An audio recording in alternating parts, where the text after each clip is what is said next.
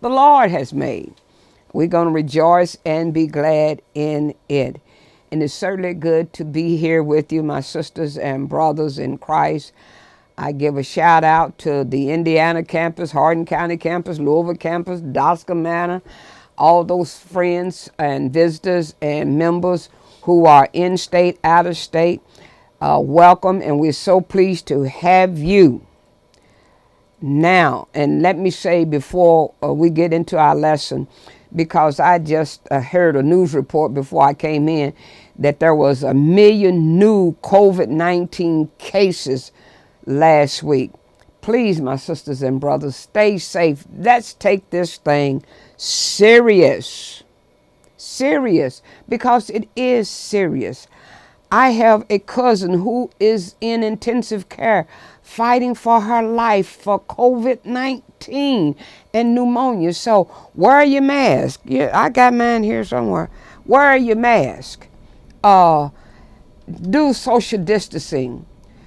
Be in contact with one another, but take this thing serious. Because I like to see you next week and the week after and the week after and the week after. Okay?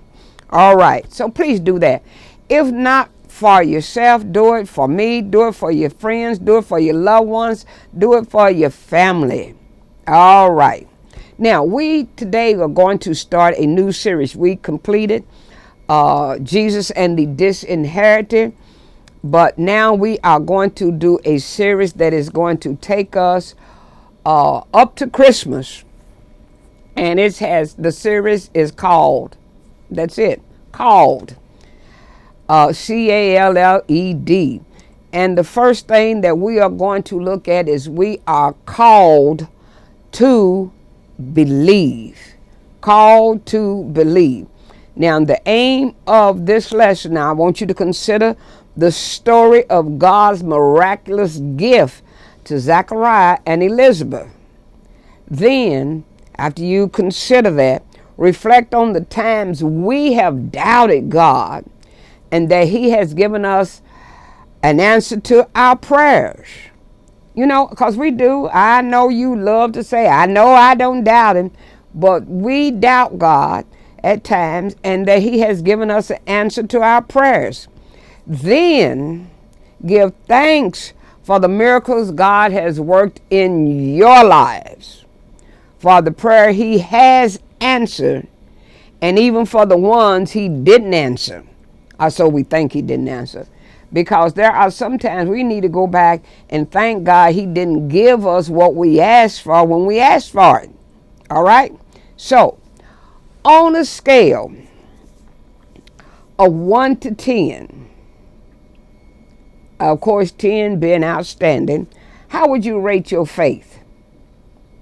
You know, I marvel at the things and the people that we put our faith in.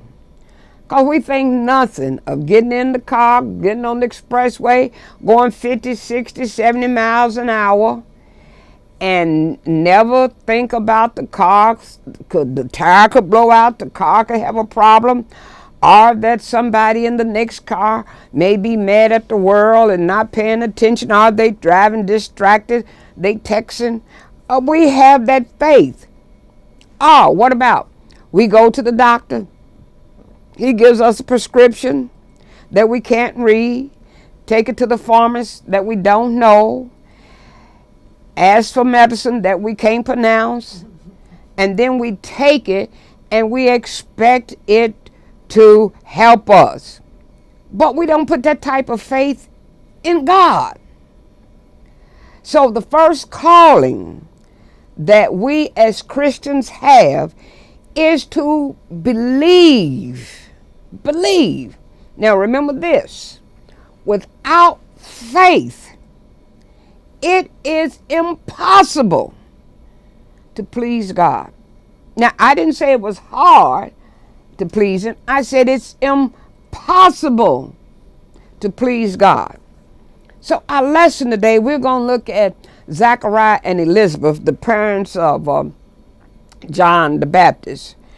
And these parents, Zachariah and Elizabeth, they form a link between the Old Testament and the New Testament.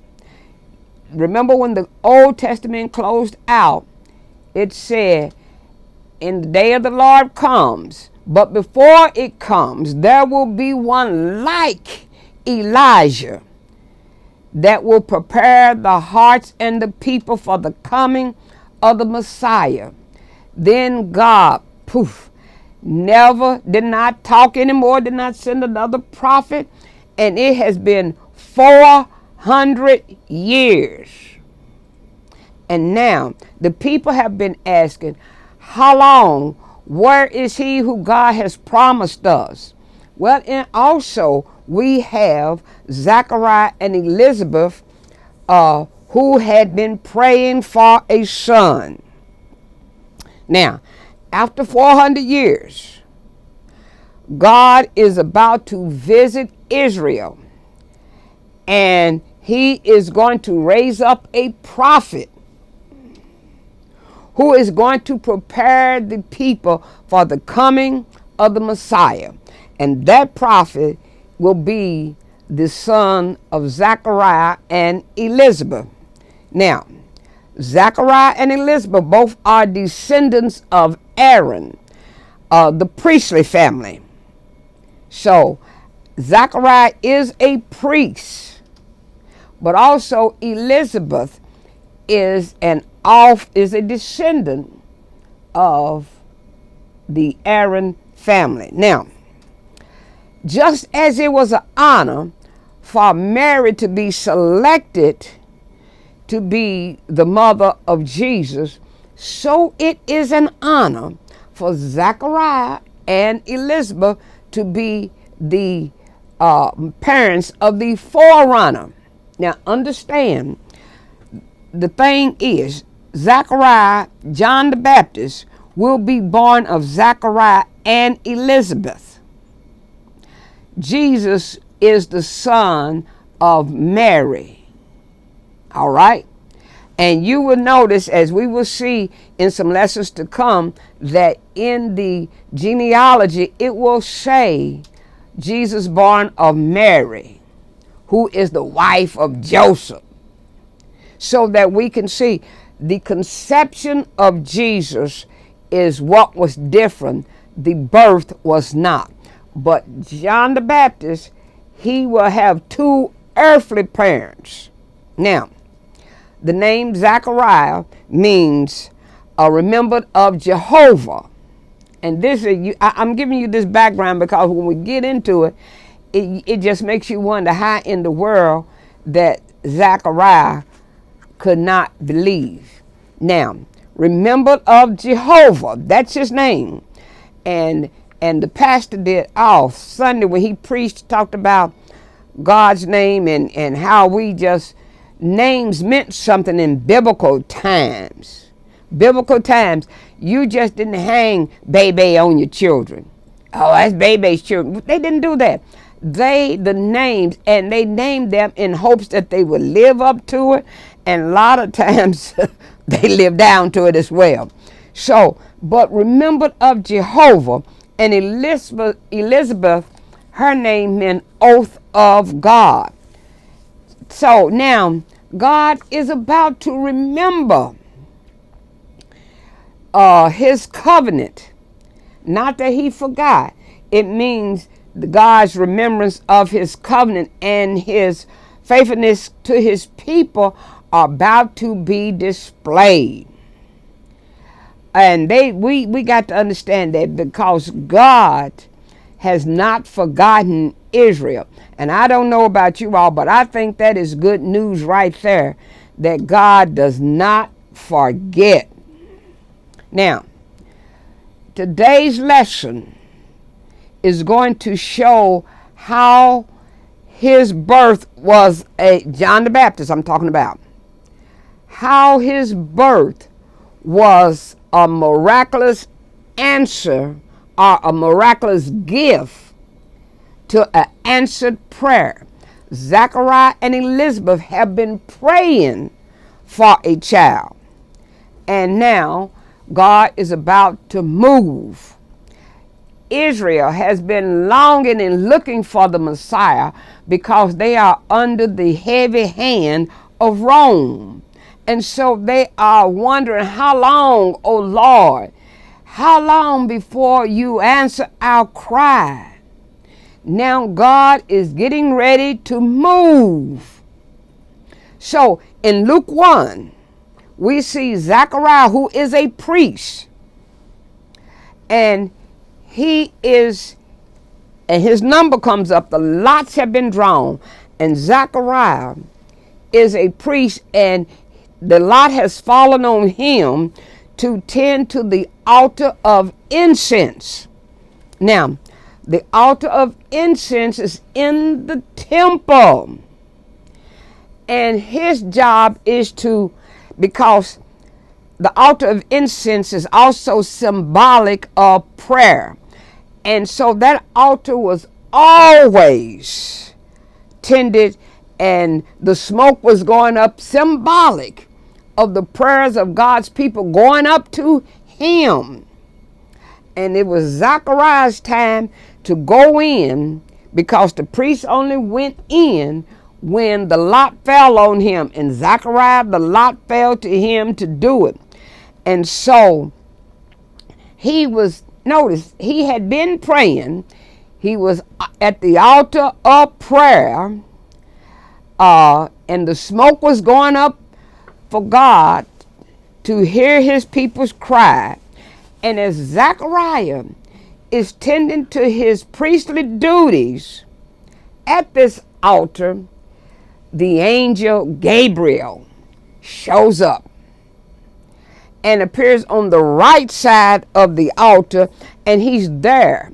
Gabriel was a messenger. Michael is the fighting angel. Gabriel is a messenger. And he's there to deliver Zechariah a message. And this message was both for Zechariah and Israel. And Israel. Because for Zechariah, it's going to be, you're going to have a son. But for Israel, it will be the forerunner is coming. Now, but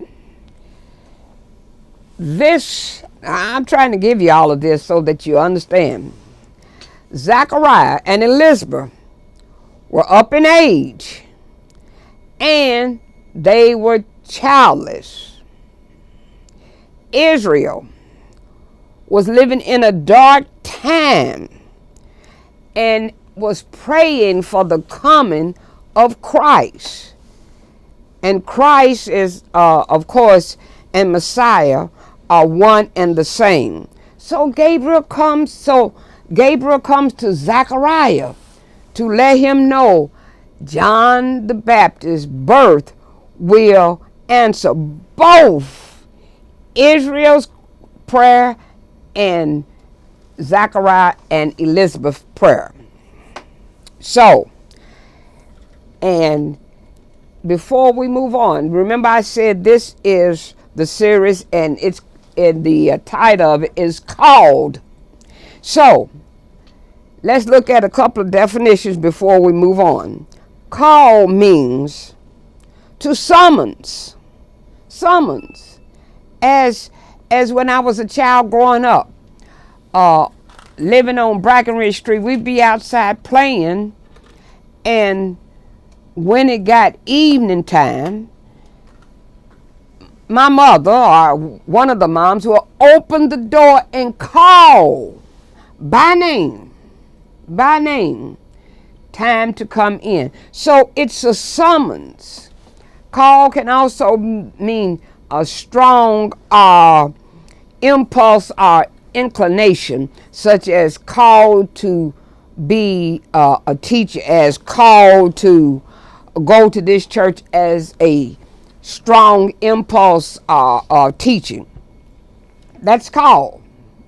Now, but also we're going to see the word unbelief. And unbelief means an absence of faith. An absence of faith. And remember, I told you at the beginning, Hebrews 11:6 tells us, but without faith, it is impossible to please God. He that cometh to God must, did you hear what I said? Must believe that he is, and that he is a rewarder of them that diligently seek him. There it is. That's strong. Must believe that he is, and that he is a rewarder. In other words, he is. You must believe that he is, and you must believe that he will answer your prayers. Then there's another word, doubt. And doubt can mean a feeling of uncertainty or lack of conviction, such as we see in Mark 9:24, where the father at once cried out. Let me set this for you. See, Jesus with Peter, James, and John had been up on the Mount of Transfiguration. When they came back down, there the disciples, because you know we can't stay on the mountain, the disciples in the valley, and the man had brought his son to the disciples, and they couldn't do anything for him. And so when Jesus came down, they asked Jesus, the father asked Jesus, and Jesus said, "Yes, I believe." And the father said, "Then help my unbelief."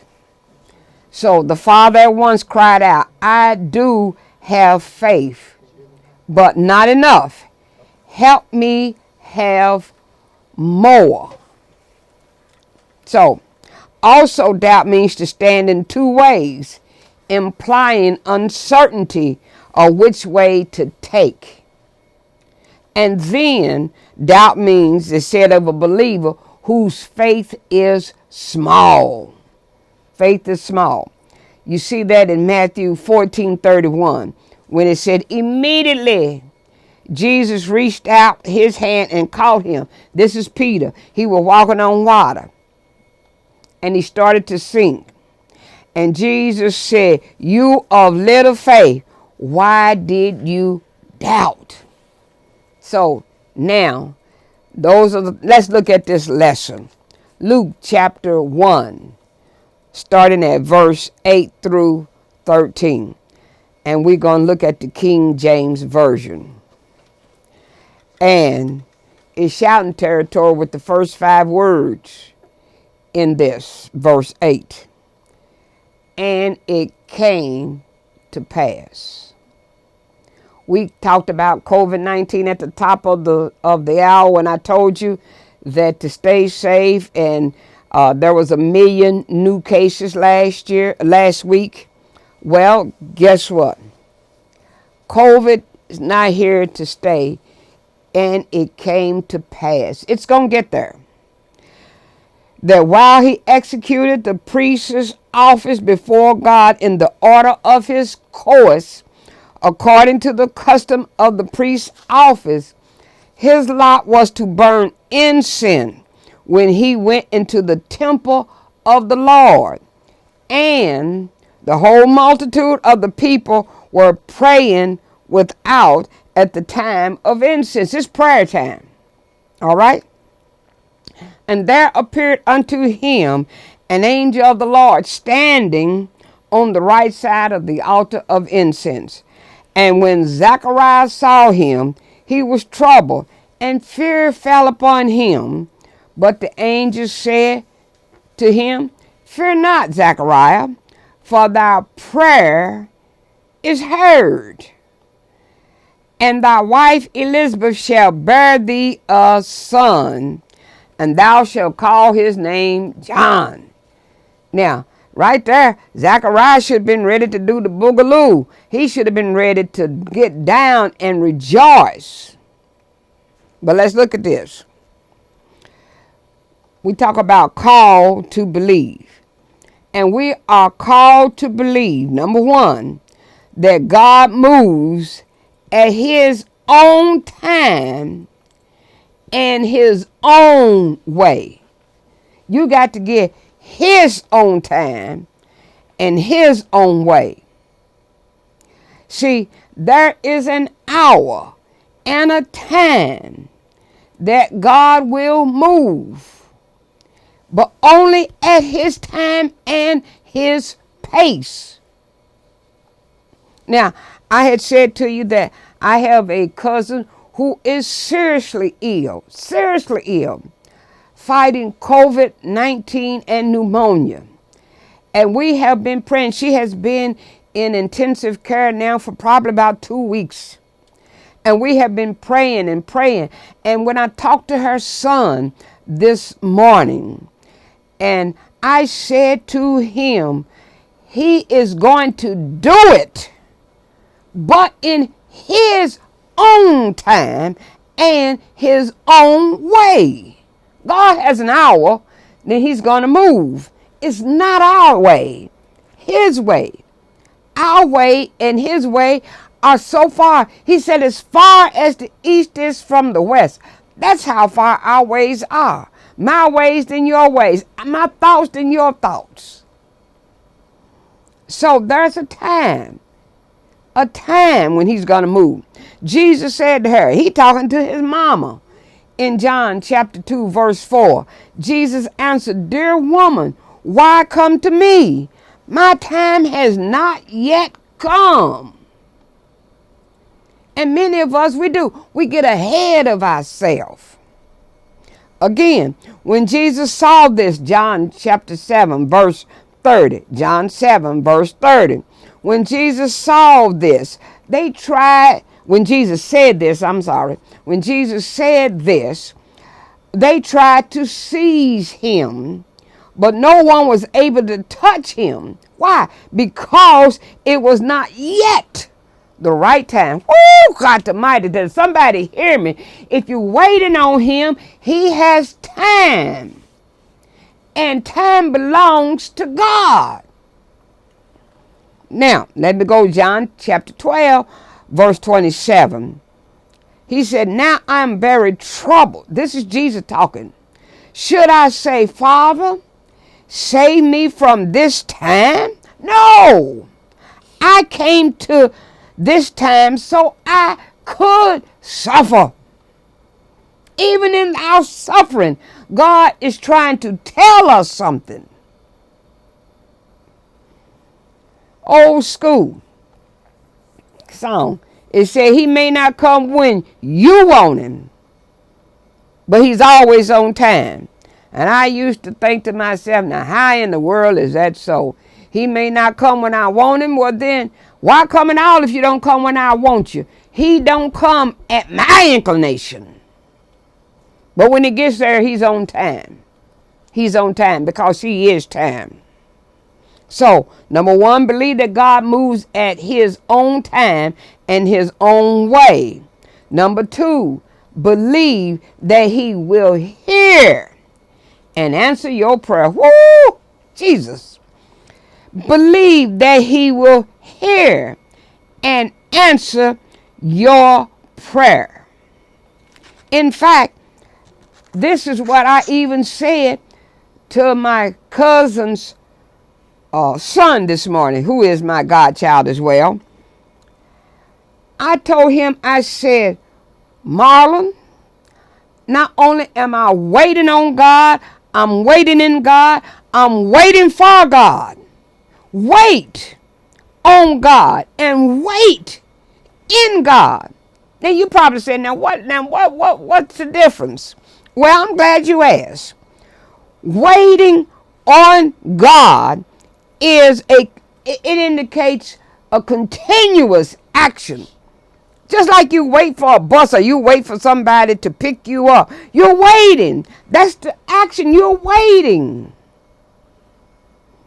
for their arrival. So when I wait on God, I'm waiting for him to arrive. Now, it don't mean I sit there like this with my arms folded and I don't do anything. I keep fasting, praying, working, doing, but I'm still waiting. Then wait in God. What does that mean? Have confidence in him. Rest in him. That's what you do. It's kind of like, I have asked him. I'm waiting on him. I'm waiting in him. I have confidence.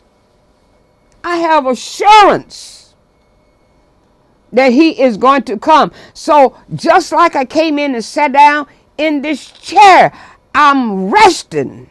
In the chair, I'm resting, waiting on God. And let me tell you, I don't mind waiting on him because I know he's coming. I don't know when. I don't know the time. I just know that he will come and he will be on time when he gets here. And wait. My sisters and brothers, you wait on God no matter how long it takes. Look at Psalms 25:5. Lead me in your truth and teach me. Teach me. And while we in the waiting period, ask him, he's trying to teach you something. Trying to teach you something. He's just not putting you in a holding pattern just to hold you. He is teaching. For you are the God of my salvation. On you I wait all the day. Might even be trying to teach you patience. Might be teaching, giving you time to learn how to pray. It's a teaching time. Psalms 27:14. I love this one. Love it. Wait on the Lord. Be of good courage, and he will strengthen your heart. Wait, I say, on the Lord. Wait on him. Psalms 62:5. My soul waiteth silently for God alone. That's who I'm waiting on. For God alone. For my expectation is from him. I'm not expecting salvation. I'm not expecting to be rescued from anybody but him, because I trust him. I'm like Paul. Paul said in Acts chapter 26, I believe it is, when they was caught up in the storm and the ship was crumbling all under him, and God sent him a message and he told them, and here's what he said. He said, I believe God. And I believe God. I believe God. Isaiah 40:31, you know that's the one we love. But those who wait on the Lord shall renew their strength. They shall mount up with wings like eagles. They shall run and not be weary. They shall walk and not faint. And faint means give up, give out, give in. Oh, no. But wait on the Lord. Believe that he will hear and answer your prayer. Let's go back to the Luke chapter 1, verse 18 through 22. And Zachariah said unto the angel, whereby shall I know this? For I am an old man, and my wife well stricken in years. And the angel answering said to him, I am Gabriel, that stand in the presence of God, and am sent to speak unto thee, and to show thee these glad tidings. Now, let me say this. Next week, our lesson is going to be about Mary. And Mary asked a question too. Because Gabriel be 6 months after Gabriel has appeared to Zachariah. He's going to appear to Mary. She has a question. And Gabriel's reaction is different. You'll see it next week. But what's the difference? Because here, Zachariah is doubting God and his word. And the angels answering said unto him, I am Gabriel. You can almost see him getting a little huff and getting like, I'm Gabriel. You don't know who you talking to, Zach. I'm Gabriel. I stand in the presence of God and am sent. He sent me to speak unto thee and to show thee these glad tidings. And let me tell you something. Zach says you don't want to hear me. You don't want to believe it. And behold, thou shalt be dumb and not able to speak until the day that these things shall be performed, because thou believest not my words, which shall be fulfilled. There it is. In their season. You know what that means? In their time. Tell you, God's got a time. There's a time and a purpose for every season under the sun. And the people waited for Zechariah and marveled that he tarried so long in the temple. And when he came out, he could not speak unto them. And they perceived that he had seen a vision in the temple, for he beckoned unto them and remained speechless. In other words, he was trying to tell them what he saw. They didn't know what he was saying. He couldn't talk. So, but let me say this. This is a biggie. You need to get this one. You need to get this one. I told you, believe that God moves at his own time and his own way. Believe that he will hear and answer your prayer. This third one. Believe me, that people of faith will experience doubt. Oh yeah, I know. I grew up in the church, old school church, whenever they call for the brotherhood to sing, they would get up out of their seats and they would start singing, "You can't make me doubt him." And I used to laugh to myself, because Satan is saying, yeah, you keep on saying it, but you come out here, I'll make you doubt him. So don't act like that we don't doubt at times, because we have. But doubt is not unbelief. Unbelief is lacking faith. But doubt is a feeling of uncertainty, or somehow or another a lack of conviction. Well, did I get that thing right? Standing in two ways and I don't know which way. You remember Elijah. He said to the people on Mount Carmel, "How long halt ye between these two opinions?" You standing. So there are times we come in standing in two ways. We don't know whether to go left or go right. And I give you that we all have moments of doubt. And there are some of the saints, great saints. Abraham, he doubted as to the inheritance of Canaan. Genesis, and if you don't have the lesson in front of you, write it down. Abraham, Genesis 15:8. But Abraham said, "Sovereign Lord, how can I know that I will gain possession of it?" He doubted. How am I going to know this? What do I do? Gideon. Put down Judges 6 and 17. He kind of doubted about his victory over the Midians.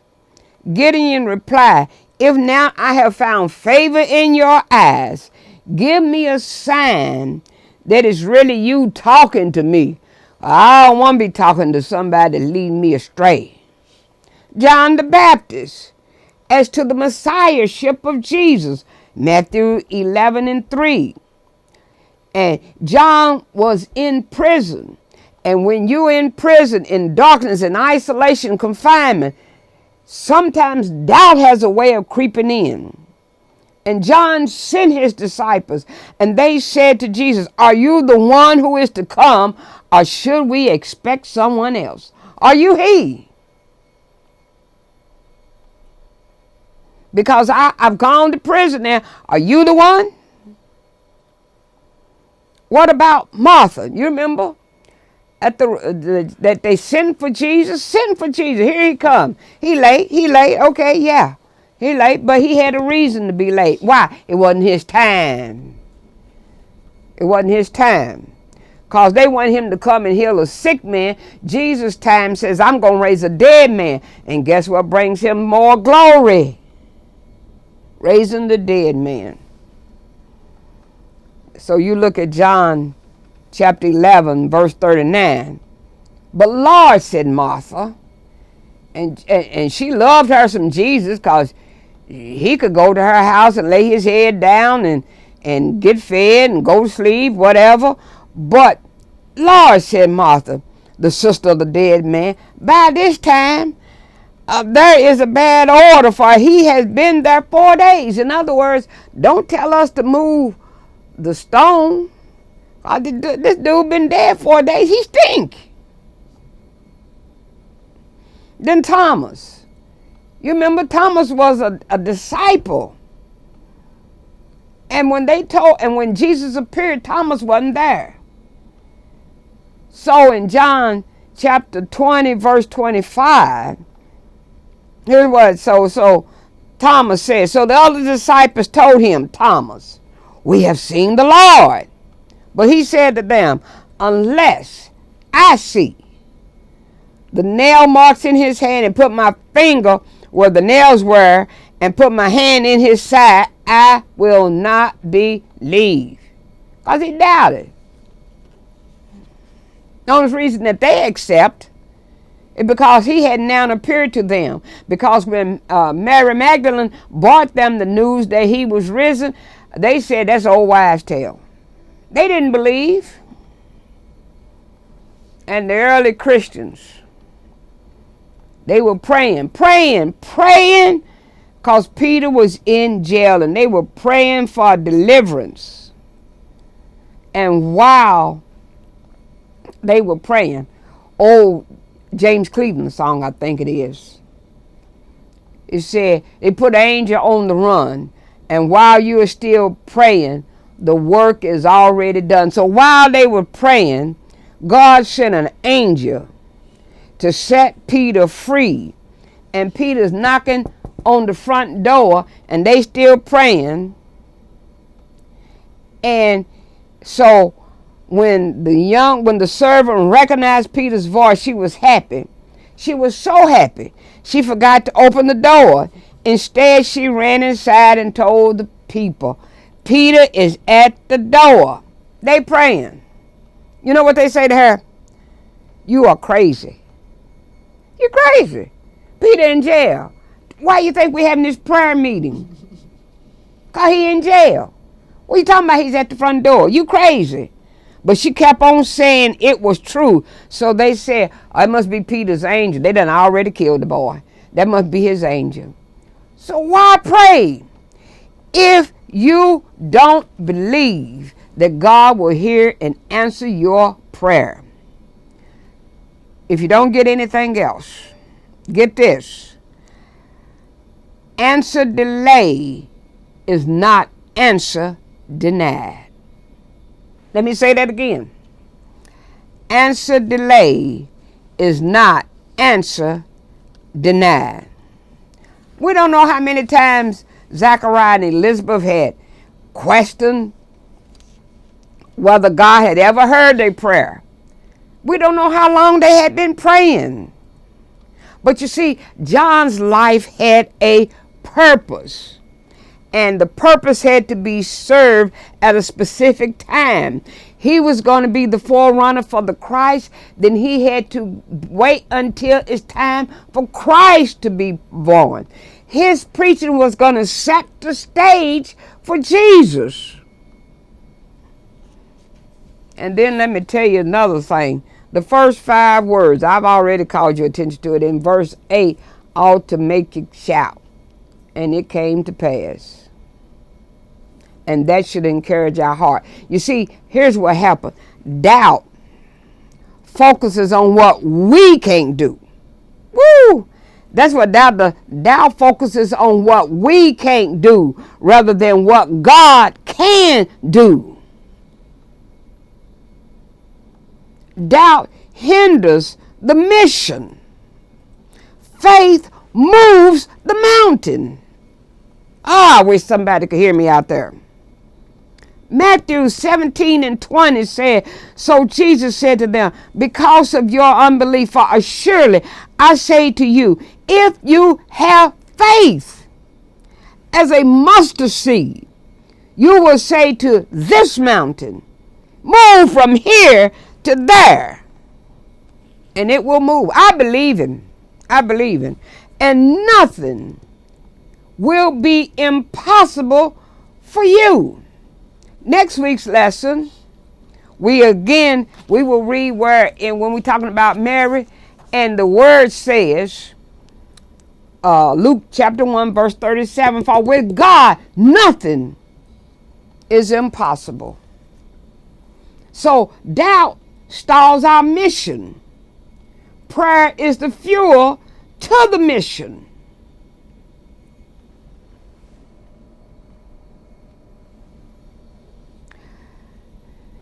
Habakkuk 2 and 4. Behold the proud. His soul is not upright in him, but the just shall live by his faith. Luke 18 and 1. Then Jesus told his disciples a parable to show them that they should always pray and not give up. Matthew 21:22. If you believe, you will receive whatever you ask for in prayer, according to God's will. Because see, somebody go start praying, Lord, let me have $1 million. And that may not be in God's will for you to have $1 million. Doubt robs us of blessings. See, Gabriel represented God, and God has a plan. Gabriel wasn't there on his own authority. He was there as an ambassador for God's authority. And when we receive that word, see, we are ambassadors. And when we receive that word and authority, we move our lives under the blessings of God. See, Zechariah was supposed to emerge from the holy place and proclaim God's blessing over Israel. That's what he's supposed to do. But he was now mute because of his doubt. See, Gabriel was to share the good news with Zechariah. Zechariah was to tell the good news to Israel.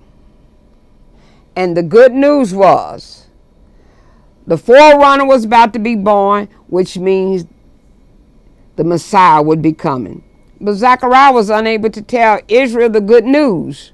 He was unable to tell them about his son was to be born to prepare the way for the Christ. And let me say, a church without faith is doomed to the same condition. Doubt keeps us from sharing God's best with others. Doubt keeps us from living fully in the blessings that God has for us. Now, my question to you is, what blessings is doubt causing you to forfeit? Now, let me finish up because my time is up. And it came to pass that as soon as there it is again, and it came to pass. I tell you, it came to pass that as soon as the days of his ministration were accomplished, he departed to his own house.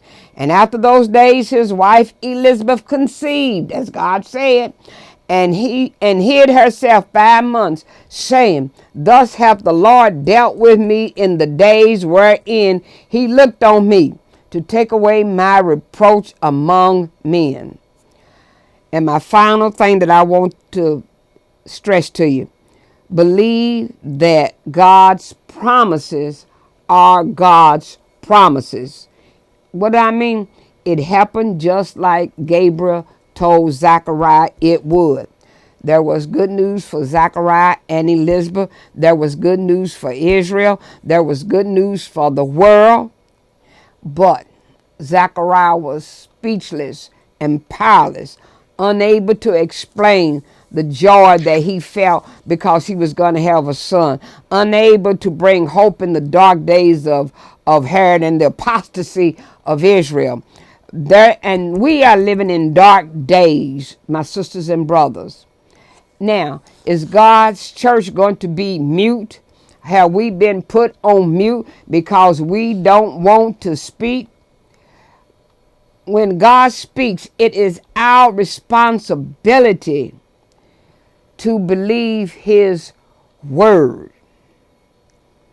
In the point to ponder, and I'm through, in these last trying days, will you be a Gabriel representing God in this world? Or will you be a Zachariah and say, how can this be? And show doubt as to what God is doing, has done, and will be doing. You have been called to believe. I'll see you next week.